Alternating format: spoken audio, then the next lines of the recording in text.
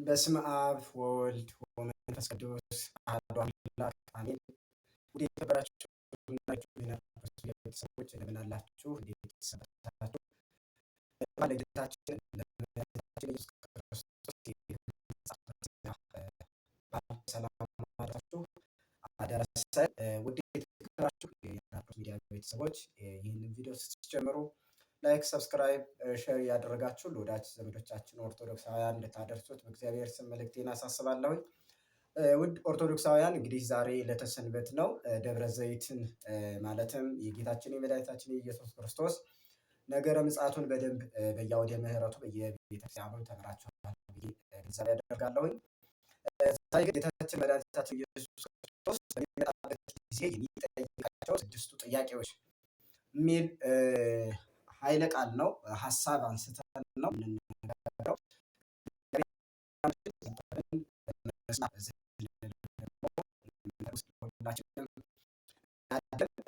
እንግዲህ 25 ከቁጥር 31 ጀምረን ስናነብ መድኃኒታችን ኢየሱስ ክርስቶስ እናቱን አስከትሎ የተቸነከጁን የተሰቀለበት መስቀሉን ተሸክሞ ወደዚህ ምድር የሰው ልጅ የመጨረሻውን ፍርድ ሊፈርድ ሲመጣ እንግዲህ ኃጥአንን እና ጻድቃንን ማለትም ክፉ ስራ የሰሩትና በጎ ስራ የሰሩትን በቀኝና በግራ በኩል ያቆማቸዋል። እነሱን በሚያቆምበት ጊዜ ለጻድቃንም እንዲሁ ለኃጥአንም የሚጠይቃቸው ጥያቄዎች አሉ። እነሱን ከቅዱስ አንስተን ነው ደብረ ዘይት ተራ ማለት ነው። ማለት ወይራ ወይም ወይራ የበዛበት ስፍራ ማለት ነው። ደብረ ዘይት ማለት የወይራ ተራራ ወይም ወይራ የበዛበት ተራራ ማለት ነው። እንግዲህ እሱን በማቴዎስ ወንጌል ምዕራፍ 24 ላይ በደንብ ከቁጥር 1 ጀምራችሁ ብዬ ስለማስብ ወደዛ መሄድ አልፈልግም። ደብረ ዘይት ምንድን ነው የሚለውን ሀሳብ ለማንሳት ያክል ነው። እንግዲህ ጌታችን መድኃኒታችን ኢየሱስ ክርስቶስ ለሁለት ምክንያቶች እንግዲህ ወደ ዓለም ይመጣል። ወይም አንደኛውን መጥቷል፣ ሁለተኛውን ይመጣል። አንደኛውን የሰው ልጅ ስህተት ባገኘበት ድቀት በደረሰበት ጊዜ የሰው ልጅ ለማዳን ቀራንዮ አደባባይ ድረስ ዋጋ ከፍሎ ጌታችን አምላካችን መድኃኒታችን ኢየሱስ ክርስቶስ ከጌታችን ስጋ ከነፍሷ ነፍስ ነስቶ ተወልዶ የሰው ልጅ ከአምልኮተ ጣዖት ወደ አምልኮተ እግዚአብሔር ከኃጢአት ወደ ጽድቅ መርቶታል፣ ከጨለማ ወደ ብርሃን ወስዶታል ማለት ነው። እንግዲህ ቅዱስ ጳውሎስም እንደነገረን ወበከመ በጌጋየ አሐዱ ብእሲ ተኮነነ ኩሉ ዓለም ከማሁ በጽድቅ አሐዱ ብእሲ ይጸድቅ ኩሉ ዓለም። የሰው ልጅ በአንድ ሰው ኃጢአት በአንድ ሰው ምክንያት ወደ ዓለም ገባ። እንዲሁም ጽድቅ ደግሞ በአንድ በጌታችን በመድኃኒታችን በዳግማዊ አዳም በኢየሱስ ክርስቶስ ምክንያት ወደ ዓለም ገብቶ የቀደመ ሰው አዳምን ወደ ቀደመ ክብሩ እንደመለሰው እንረዳለን። እና የሰው ልጅ ለመመለስ ጌታችን መድኃኒታችን ኢየሱስ ክርስቶስ ያ ቀዳማዊ ቃል ረቂቅ ቃል ከስጋ ስጋ ከመቤታችን በስጋ ሰብ ተገልጦ እንግዲህ ለስቅለት ደርሶ ተሰቅሎ ሞቶ ተነስቶ አርጎ እኛን አሳርጎናል ማለት ነው። ወይም የተዘጋ ገነት ተከፍቶልናል ማለት ነው። እዚህ በኋላ ሁለተኛው ምጽአቱ የጌታችን የመድኃኒታችን የኢየሱስ ክርስቶስ ይህንን ዓለም ለማሳለፍ ነው የሚመጣው። ይህንን ዓለም ለማሳለፍ ሲመጣው እንግዲህ የሰው ልጅ መቼም ከፍጥረታት መካከል ሁለት ፍጥረታቶች ናቸው ህይወት ይዘው የሚቀጥሉት። ሌላው ህይወት ይዘው አይቀጥልም። እንግዲህ ቅዱሳን መላእክትና የሰው ልጅ በሙሉ ነው እንግዲህ ሲያመሰግን ክብሩን ሲቀድስ ስሙን ሲያወድስ የሚኖረው የሰው ልጅና ቅዱሳን መላእክት ብቻ ናቸው። ሌላው ፍጥረት ደማዊት ነፍስን ያለችው እንግዲህ እስከሆነ ድረስ ይቆያል። ለሰው ልጅ ምግብ ሆኖ ይቆያል። ለአንክሮ ለተዘክሮ አምላካችንን በረቂቅ በፍልስፍና በኩል ይሄን አምላካችን ምን ያህል ረቂቅ እንደሆነ ምን ያህል መጋቢ ያለበት ፈጣሪ ፍጥረት እንደሆነ በደንብ በተኛው ፍልስፍና ፍጥረት እናውቃለን። አንድ ጸሐፊ ሲናገር እንደውም እንዲህ ይላል፣ እውነተኛ ፈላስፋ ማለት እግዚአብሔርንና ፍጥረታቱን በየደረጃቸው ማወቅ የሚችል ነው። እንግዲህ እኛ የሰው ልጆች በዚህ ምድር ላይ ስንኖር የሰራናቸው ስራዎች አምላካችን መድኃኒታችን ኢየሱስ ክርስቶስ ይዘናቸው እንደምንነሳ አስቀድሞ ነግሮናል ማለት ነው። ከዚያ መካከል ኢየሱስ ክርስቶስ ሲመጣ እናቱን አስከትሎ ሁለቱ ሰጣቸው አስከትሎ ቅዱሳኑን አስከትሎ ይመጣል። ወለ ወግእዎ ይሬይዎን ብሎ ቅዱስ ዮሐንስ በራእይ እንደተናገረው ይዘው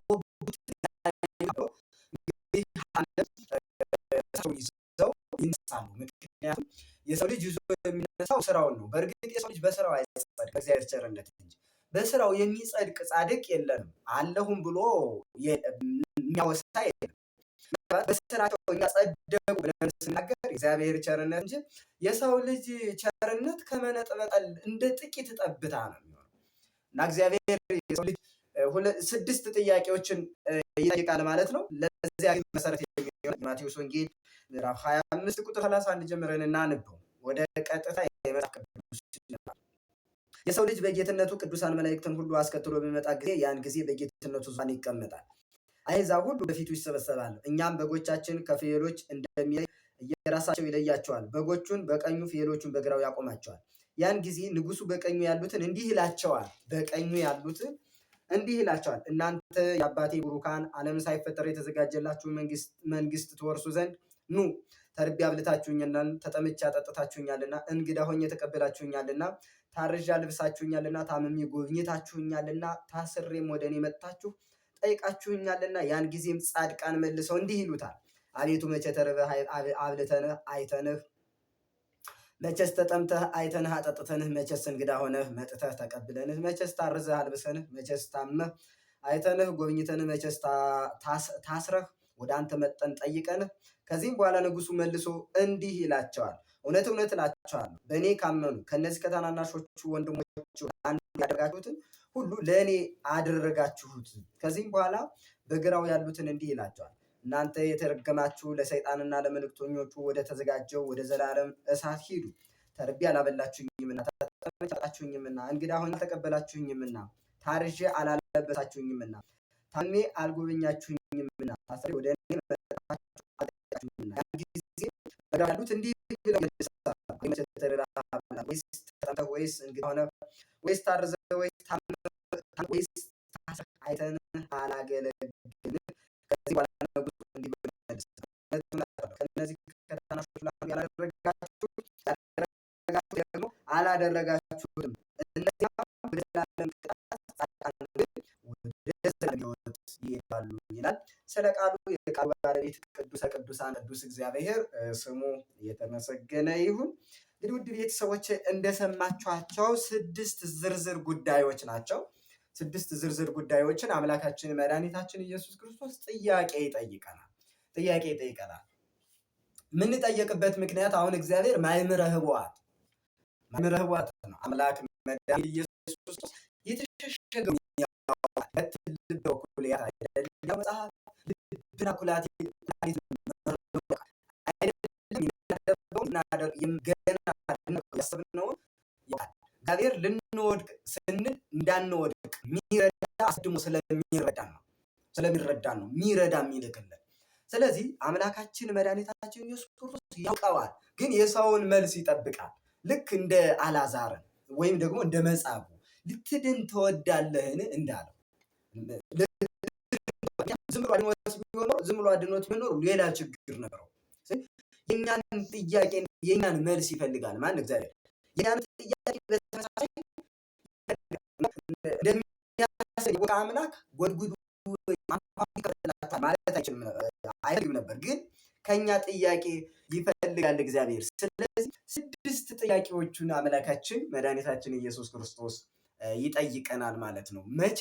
ሲመጣ በዚያ በግርማ መለኮት በክበበ ትስብእት በደብረ ታቦር የተገለጠ መለኮት ይመጣል። ሁሉም የየስራውን ይዞ ይነሳል።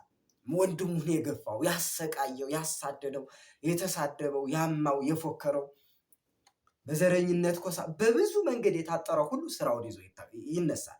ልክ ደግሞ ሰውን ያከበሩ ሰውን ለሰው ትልቅ ክብር የሰጡ በትህትና ይኖሩ በፍቅር ይኖሩ ስጋና ደሙን የተቀበሉ በቤተ እግዚአብሔር የተመላለሱ የተራበ ያበሉ የተጠማ ያጡ እነዚህ ደግሞ ያንን ስራቸውን ይዘው ይነሳሉ። እና ወደ ዝርዝር ጉዳዮቹ በጥቂቱ ለማሳየት ልሞክር። ውድ ቤተሰቦች መቼም እንደምትከታተሉኝ እርግጠኛ ነኝ። እንግዲህ በዝርዝር ጉዳዮች እንዳየናቸው የመጀመሪያውና አንደኛው ለተራበ ማብላት ነው። ለተራበ ማለት የጥያቄያችን መልስም የሆኑት ማለት ነው። ጌታችን ኢየሱስ ክርስቶስን ተርቤ አብልታችሁኛል። አሁን ኢየሱስ ክርስቶስ በቤት መጥቶ ራበኝ ጠማኝ አብላኝ አይልም። ምክንያቱም የፀጉር ድደው የነብር ጠፈረ እግዚአብሔር ሰማይና ምድርን የዘረጋ ነው። እንግዲህ ለሰዎቹ እንኮ የሚበላላችሁ የለንም ያላችሁን አምጡ ብሎ 2 ዓሣ 5 እንጀራን አብልቶ ከዚያ ላይ 12 ቅርጫት ትራፊ የሌለ ያመጣ እግዚአብሔር መቼም አብሉኝ ብሎ አይመጣም። አብሉኝ ብሎ አይመጣም።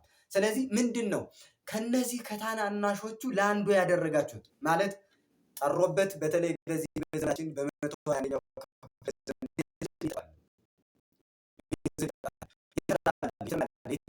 በመስመር ቁጭ ብሎ አንድ ቀን ሰዎች የቆርጦ የወደቀ ፈልጦ ሊሰጥ ይላል። በበነጋታው ግን ላይሰጥ ይችላል። እነዚህ ያን ያላ ብሎ ጌታችን ኢየሱስ ክርስቶስ ጥያቄ ያስገባል። አቅመ ደካሞችን ያበላ አቅመ ደግማ ይህን እንደውም ትርጓሜ ሲተረጉም ደግሞ ምን ይላል? ትምህርተ ሃይማኖትን ተርበው ከሆነ የሃይማኖት አባቶች ደግሞ እነሱን ሄደው ነገረ ሃይማኖትን ወንጌልን ሊያበሏቸው ይገባል። የወንጌሉን ድግስ የወንጌሉን ሊራቡ ይችላሉ። በሚስሜት ከቤተ እግዚአብሔር ሊርቁ ይችላሉ። ሰው ስጋዊ ለብቻ ከሚያስተምሩ አካላት ማለት ነው። ገንዘብ ካላቸው ከሚጨጠው ከሚዳሰሰው ውጭ ያለው ነው። አንደኛው ለተራበ ማብላት እግዚአብሔር መጀመሪያ የጥያቄው መልስ ስለሚሆን ጥያቄው የሚሆነው ይሄ ነው። መልሱም ደግሞ የሚሆነው የነገርኳችሁ አንደኛው ማጠጣት ብዙ ዋጋ አለው።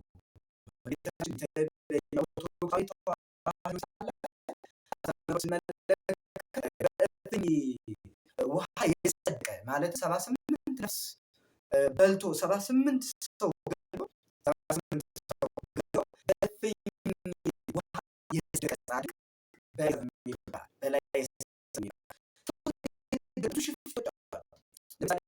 በአንድ ሰዓት እግዚአብሔር ሰው ጥጦስን ዚያ በሽፍትነት የኖረ ሸፍት ከእግዚአብሔር የራቀ ፍጹም ሕሊና የሌለው ሰው ግን ደግሞ ሲመለስ እግዚአብሔር ምሮታል እና በቀዝቃዛ ውሃ እንደውም ማቴዎስ ወንጌል ምዕራፍ 10 ቁጥር 40 ጀምሮ ስንመለከት ከነዚህ ከታናናሾች በእኔ ስም ቀዝቃዛ ውሃ ያጠጣ ዋጋ አይጠፋበትም ብሎ ጌታችን ኢየሱስ ክርስቶስ ተናግሯል። ለታናናሾቹ መጠጥ ማጠጣት ብለን ስንናገር ልክ ለነሱ ለስጋ ድጋፍ የሚፈለገውን እንጂ ወይንም ማጠጣት አሊያም ደግሞ ጠላ ማጠጣት ወይም እነዚህ አልኮል ነክ ነገሮችን ማጠጣት እሱ ተግባር ላይሆን ይችላል። ተግባርም አይደለም፣ ሲጀመር እሱ አይፈቀድም። ሶስተኛ እንግዳ መቀበል ነው። እንግዲህ ነግደ ኮንኩ በመሰረቱ እግዚአብሔር በእንግዳ በኩል ይመጣል። አንዳንድ ጊዜ ሱፍ የደረበ ነጠላ የለበሰ ጫማ ያስቀባ ስንጠብቅ እግዚአብሔር በዚያ በኩል አይመጣም። እግዚአብሔር የሚመጣው በነዳያን በኩል ነው። እግዚአብሔር የሚመጣው ራሱን ዝቅ አድርጎ ነው። ዓለምን ለማዳን ሲመጣ በትሑት ሰብዕና ነው የተገለጠው። እንዲህ ነው ያለ ወልደ እጓለ እመሕያው ኢመጻ ከመ ይትለአክዎ ዘእንበለ ዳይሙ ከመ ይትለአክ። ወልደ እጓለ እመሕያው ኢየሱስ ክርስቶስ ወደዚህ ዓለም የመጣው ሊያገለግሉት አይደለም፣ ሊያገለግል ነው። ሲመጣ እንዲህ አድርጎ የመጣ መድኃኒት ክርስቶስ የሐዋርያትን እግር ዝቅ ብሎ አጥቧል። ከሕፃናት ጋር ተጫውቷል። ከሊቃውንት ጋር ተገኝቶ መጻሕፍትን ተርጉሟል። እንጨት ለቅሟል። ውሃ ቀድቷል በወንፊት። ማን? ክርስቶስ። ማን? ዝቅ ብሎ የሚሰሩትን ስራዎች ሰርቷል። ለምን ከተባለ አድሮበት የሚመጣው የተወለደበት ከተማ ቤተልሔም ያሉበት ሰዎች 30 ሺህ የሚሞሉ እነዚያውም ድሃዎች፣ በዚያ የተወለደው ደግሞ ንጉሥ ድሃ። ስለዚህ እንግዳ መቀበል ማለትም እግዚአብሔር አድሮበት የሚመጣ ስለሆነ እግዚአብሔር እንግዳ ብሆን ተቀብለኛል ብሎ ይጠይቃል። መንፈሳውያን ሰዎች ዓለማቸው እግዚአብሔር ነው፣ ብርሃናቸው እግዚአብሔር ነው፣ መብላቸው እግዚአብሔር ነው፣ መጠጣቸው እግዚአብሔር ነው። እነዚህ ሰዎች እግዚአብሔር ይልካቸውና ወደ አንድ አማኝ ቤት ይሄዳሉ። ወደ አንድ አማኝ ቤት ይሄዳሉ። ይህ ሰው በእግዚአብሔር ዘንድ ያለው የእምነት ጥንካሬና ያለው ተግባር በእግዚአብሔር እንዲገለጥ እግዚአብሔር አነሳስቶ ነዳያንን ይልካል። በነዳያን አድሮ እግዚአብሔር ይመጣል። ምክንያቱም ከያዕቆብ ጋር የተሰደደ ከኢየሱስ ጋር የተሸጠ ብሎ ይናገራል ቅዱስ የቅዳሴ መጽሐፍ። ከያዕቆብ ጋር የተሰደደ ከዮሴፍ ጋር የታሰረ በአንበሳ ውስጥ በአንበሳ ጉድጓድ ውስጥ ሁሌም እንደማይቀና እንግዳ መቀበል የሚባለው በተለይ ኢትዮጵያውያን ብዙም ከባድ የሚባል አይደለም ከታሪክ አንጻር። ሌላው አራተኛው ለታረዘ ማልበስ። በዚህ በማቴዎስ ወንጌል ምዕራፍ 5 ላይ ብፁዓን መሐረያን እስመሎሙን ይምህርዎሙ፣ የሚምሩ ሰዎች ንዑዳን ክቡራን ናቸው እነርሱም ይማራሉና። ምህረት መንፈሳዊ፣ ምህረት ስጋዊ፣ ምህረት ነፍሳዊ የሚባል የትርጉም ሰንሰለት አለኛው ኦርቶዶክሳዊት ቤተክርስቲያን። ምህረት ስጋዊ የሚባለው ምንድን ነው ከተባለ ቆርሶ ማጉረስ፣ ቀዶ ማልበስ ብለው አባቶቻችን ተርጎ አንድ ያለው ሁለት ያለው አንድ ያለው ይስጥ። ለዚያ ነው ለእመታ አንድ ቢለም መደረቢያ ጨምረህ ስጠው ያለ መድኃኒት ክርስቶስ እንደሚያጸድቅና የመጨረሻው ጥያቄ በዚህ ውስጥ አብሮ ስለሚካተት ነው ማለት። ስለዚህ ለተበረደ ማልበስ የሚለውን ምክንያቱም ራቆቱን ቆሞ ያለበሰን መድኃኒት እኛን የበለጠ ልብስ ድጋሚ ይሰጠናል ብንሰጥ በሰጠነው ነው። እስመ በዘ ሰፈርክሙ እሰፍር ለክሙ እንደሚለው በሰፈር ነው፣ ባበድር ነው፣ በሰጠ ነው፣ ባወጣ ነው ልክ ነው እግዚአብሔር የሚለካውና እሱን ማድረግ አንድ የመድኃኔዓለም ጥያቄ ነው። ማድረጉ ደግሞ የጥያቄው መልስ ነው ማለት ነው። የመድኃኒታችን ኢየሱስ ክርስቶስ የምጽአቱ ጥያቄዎች በእነዚህ ነው የሚካተቱት። ሌላኛው አምስተኛው የታመመ መጠየቅ ነው። እንግዲህ መድኃኒት ኢየሱስ ክርስቶስ በብዙ ህሙማን ቤት እየገባ ህሙማንን ፈውሷል። እንደውም ቃል ብቻ ተናገር ሁሉ የተባለበት አንተ አትልፋ ከቤቴ፣ አንተ ከቤቴ ልትገባ እኔ ኃጢአተኛ ነኝ በደለኛ ነኝ ያሉም ደግሞ ነበሩ። ቃል ብቻ ሲናገር በቅጽበቱ ላይ ልጆቻቸው የዳኑላቸው የተፈወሱላቸው በጣም በብዙ መጽሐፍ ቅዱስ እናያለን። እና መድኃኒት ክርስቶስ በሽተኞቹን ዞር ዞር እያለ ያይ ነበረ። እንደውም ይሄ 5 ገበያ ህዝብ ይከተለው ነበር የሚለውን ሲተረጉሙ አባቶቻችን መድኃኒታችን ኢየሱስ ክርስቶስን 5 ገበያ ህዝብ ይከተለው ነበር። አንደኛው ተርቦ ነው ያበላናል ብሎ ይከተለው ነበር። አንደኛው በሽተኛ ነው ይፈውሰናል ብሎ ይከተለው ነበር። አንደኛው ደግሞ ተአምር ለማየት ይከተለው ነበር። አንደኛው ደግሞ እሾሃለሁ ብሎ ይከተለው ነበር። ሌላኛው ደግሞ ውሉደ እጓለ እመሕያው ከሰው ልጆች ከመጀመሪያው ከአዳም ጀምሮ እስከ ዓለም ፍጻሜ ድረስ በውበት ጌታችን መድኃኒታችን ኢየሱስ ክርስቶስን የሚተካከለው የለም። መልኩ ያምር ነበረና እዛፍ ላይ እየወጡ እነ ዘኬዎስ እነ ማቴዎስ ሁሉ ለማየት ይሄዱ ነበረ። እና ከዚህ መካከል ህሙማን ለመፈወስ ይከተሉት ነበረ። እሱም ዞር እያለ ይፈውሳቸው ነበረ። ተሳሃለኒ ወልደ ዳዊት ሆይ ማረን ይቅር በለን ሲሉ በደረቅ ግንባር ላይ ዓይን እየፈጠረ ይሰድ ነበረ። ይህንን ማድረግ አንድ ክርስቶሳዊ ነው። ኢየሱስ ክርስቶስን አምላክ ነው ብሎ ወይም ወልደ ማርያም ወልደ አብ ወልደ ማርያም ወልደ አብ ቀዳማዊ ወልደ ማርያም ዳህራዊ ብሎ ወልድ ዋህድ በተዋህዶ ከበረ ብሎ የሚያምን ከአብራ ከመንፈስ ቅዱስ ከማየ ዮርዳኖስ የተወለደ ክርስቲያን የታመመ መጠየቅ ግዴታው ነው። እንዴት ከተባለ አምላኩ ክርስቶስ ያደረገውን ማድረግ ግዴታው ነው። ምክንያቱም በክርስቶስ ክርስቲያን እስከተባለ ድረስ ይህን ማድረግ ግዴታው ነው። ይሄ ጥያቄ ይመጣል። የዚህ ጥያቄ መልስ ይህን ጥያቄ ማድረግ ነው ማለት ነው። የትምህርቱ መሰረታዊ ዓላማ እሱ ነው። ሌላው የመጨረሻው የታሰረ መጠየቅ ነው። እንግዲህ የታሰረ መጠየቅ እንግዲህ ጌታችን መድኃኒታችን ኢየሱስ ክርስቶስ በቀራንዮ አደባባይ ላይ ተሰቅሎ በማየ ዮርዳኖስ አንደኛውን ደብዳቤ ሲጠመቅ ቀዶ ሌላኛውን ደብዳቤ ደግሞ በሲኦል የተደበቀውን ያንን በእብነ በረድ ተጽፎ የተደበቀውን አጋንንት የደበቀውን አምላካችን መድኃኒታችን ኢየሱስ ክርስቶስ በስጋው ቀራንዮ አደባባይ ላይ እንደተሰቀለ በነፍሱ በአካለ ነፍስ ደግሞ ሲኦል ላይ ወርዶ ሰላም ለኩልክሙ ሰላም ለእናንተ ይሁን ብሎ ነፍሳትን አብስሮ ነፍሳትን ሰብኮ ልክ ከስራት የፈታ መድኃኒት ኢየሱስ ክርስቶስ የታሰረ የጠየቀ አለ ማለት ነው። በዚህ ሁሉ ወንጌል ይገባል። በእነዚህ ሁሉ ወንጌል ይገባል። ትምህርት ሃይማኖት ይገባል። ትምህርት ሃይማኖት ይገባል። ጠቅለል ተደርጎ የታሰረ መጠየቅ አንደኛው ወይም ስድስተኛው የክርስቶስ የመምጣቱ ጥያቄ የኛ ደግሞ ማድረግና ያንን ይዞ መቀበል የኛ ድርሻችን ነው። መዝሙረ ዳዊት መዝሙር 40 ቁጥር 1 ላይ እንዲህ ይላል፣ ብፁዕ ዘይሌቡ ላዕለ ነዳይ ወምስኪን እምዕለተ እኪት ያድኅኖ እግዚአብሔር። ለችግረኛና ምስኪን የሚያስብ ምስጉን ነው፣ እግዚአብሔር በክፉ ቀን ያድነዋል ይላል። አሁን እነዚህን ነገሮች ሁሉ ካደረግን እግዚአብሔር በክፉ ቀን ያድነዋል። ክፉ ቀን የሚባለው በመሰረቱ በጣም ክፉ ቀን የሚባሉ ነገሮች አሉ። ክፉ ቀን የሚባሉ ሰዎቹ ከምድር ተንዶ የሚወጡበት ቀን፣ ባህር የሚላበት ቀን፣ ጦርነት የሚጨርስበት በአነጋገር ስልጣን። ክፉ ቀን የሚባለው ግን ዕለተ ምጽአት ነው። ምክንያቱም ዕለተ ምጽአት ራሱ ክፉ ቀን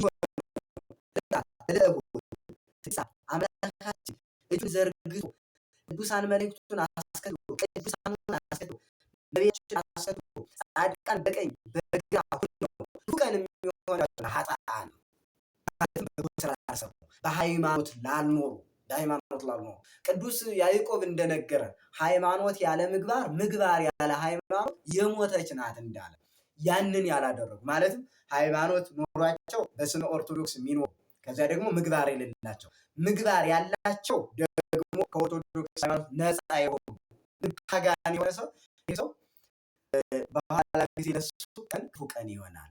እነዚህን ነገሮች በዝርዝር የተረዳንና ልክ ማቴዎስ ወንጌል ምዕራፍ 24 ላይ በዛሬው የተዘረዘሩትን ነገሮች ሃይማኖቱን ያለወጠ ይላል። ሃይማኖቱን ያለወጠ እነዚያን ያደረገ ሰው አምላካችን መድኃኒታችን ኢየሱስ ክርስቶስ ሲመጣ ደስ ብሎት ያመሰገነ በመምጣቱ እየተደሰተ ተዘጋጅቶ ስጋው ደሙን ተቀብሎ የተራበ አብልቶ የተባለውን አድርጎ ወጥቶ ወርዶ መክሊቱን ይዞ ብድግ ይላል። መድኃኒት ክርስቶስ ቸር ነው፣ ባለው ላይ ጨምሮ ወደ ገነት ይመልሰዋል ማለት ነው። ስለዚህ ኦርቶዶክሳውያን ጌታችን መድኃኒታችን ኢየሱስ ክርስቶስ ሲመጣ ምን እንመልሳለን? ምንድነው ልንመልስ የተዘጋጀ ነው? ምን መልሳቸው ነገሮች ምንድን ናቸው? ከነዚህ ነገሮች የትኞቹን አድርገን የትኞቹ ቀርተውናል? ነውስ ሁሉንም አድርገናቸዋል? ከቀሩን ምን እናድርግ፣ እንዴት እንስራ የሚለውን በደንብ ጎል አድርጎ አይቶ መስራት ይጠበቅብናል ማለት ነው። አምላካችን መድኃኒታችን ኢየሱስ ክርስቶስ ሲመጣ በጎ ስራችንን ይዘን ከፀሐይ እና ከጨረቃ እጅግ ደምቀን ከከዋክብት ይልቅ በስተን በቀኝ እንድንቆም እግዚአብሔር ያችን የማታልፍ መንግስቱን፣ ያችን መዓዛዋ ያማረውን መንግስቱን፣ ያቺ ጥበበኛ ያልሰራት ጥበበኛው እግዚአብሔር የሰራት ያችን መንግስተ ሰማያትን እንድንወርስ መድኃኔዓለም ይርዳን። ውድ የናርዶስ ሚዲያ ቤተሰቦች ሰብስክራይብ እንዲሁም ላይክ ሸር እያደረጋችሁ ለብዙ ቤተሰቦቻችን ኦርቶዶክሳውያን ይህንን ቪዲዮ እንድታደርሱልኝ በእግዚአብሔር ስም አሳስባለሁ። ሰላም ክርስቶስ ይብዛላችሁ። ወስብሐት ለእግዚአብሔር ወለወላዲቱ ድንግል ወለመስቀሉ ክቡር። ይቆየን።